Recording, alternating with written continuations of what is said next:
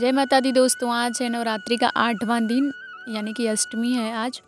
तो अष्टमी की ढेरों शुभकामनाएँ आप सभी लोगों को। माता रानी आप सभी लोगों को खुश रखे, स्वस्थ रखे, मस्त रखे। सुबह-सुबह की चाय मेरी यहाँ पर उबल रही है। तो तो जब तक चाय उबल रही है मैं सोची कि चलो मैं पानी पी लेती हूँ। तो सुबह-सुबह मैं वार्म वाटर लेती हूँ।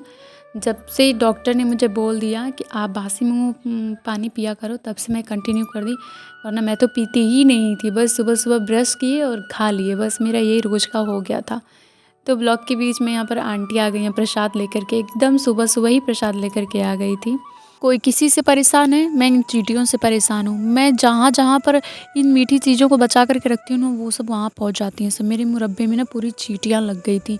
मैं इतना तंग हो चुकी हूँ ना इन चींटियों से कि मैं क्या ही बताऊँ। सुबह-सुबह उठ कर के पूजा-पाठ मेरे से नहीं हो पाता। मतलब मैं सुबह उठ कर के पूजा कर लेती हूँ गर्मियों में, सर्दियों में नहीं। सर्दियों में उठ कर के अगर मैं सुबह-सुबह नहा कर के पूजा कर ली ना, तब तो मेरी तबीयत ख़राब होनी ही है निश्चित तौर पे। और पूरे 1 हफ़्ते तक मैं तंग रहती हूँ सर्दी-ज़ुकाम से। जब दिन निकल जाता है उसके बाद हम पूजा-पाठ करते हैं। वैसे तो मम्मी ही सुबह-सुबह उठ कर के और पूजा करती हैं, बाबा सुबह उठ कर के पूजा करते हैं नहा कर के, पर मेरे से नहीं हो पाता। मुझे तो सर्दी-ज़ुकाम ही एकदम मेरा दुश्मन बन जाता है जैसे। और अभी मैं देखिए आज बनाने जा रही हूँ आलू की कलौंजी। कुछ हरी सब्ज़ी दिख नहीं रही थी मुझे, तो मैं सोची कि चलो मैं कलौंजी ही बना लेती हूँ खाने में। ज़रूरी नहीं कि रोज़ अच्छा-अच्छा ही खाया जाए, कभी सूखा-सूखा भी खाना चाहिए। वैसे कलौंजी किस-किस को पसंद है कमेंट करके ज़रूर से बताना। इस कलौंजी को ना मैं बहुत आसान तरीके से बनाती हूँ, और अगर बहुत ज़ोर की भूख लगी ना तो इसको आप बना सकते हो। ये झटपट बन कर के रेडी हो जाता है और मुझे तो बहुत ज़्यादा अच्छा लगता है। तो बस इसका मैं मसाला यहाँ पर तैयार कर रही हूँ, और कुछ करना नहीं है, बस आलू को बीच में गड्ढा कर दीजिए।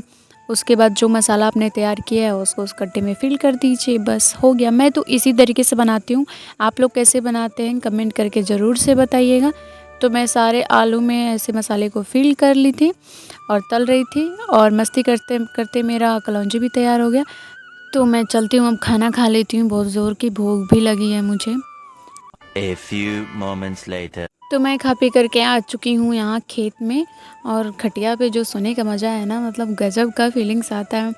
तो जब भी मेरा मूड ख़राब होता है या फिर जब हमें अच्छा नहीं लगता है, बेटर फ़ील करने के लिए मैं इस घर आ जाती हूँ और खटिया पे आराम से सोती हूँ। ठंडी-ठंडी हवा भी चलती है खेतों में।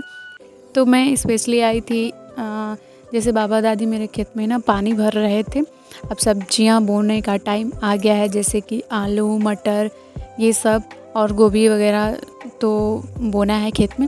तो इस वजह से अब खेत में नमी देने के लिए पूरे खेत में पानी भरा जा रहा था, और ये खेत मेरे घर के पास में है भी।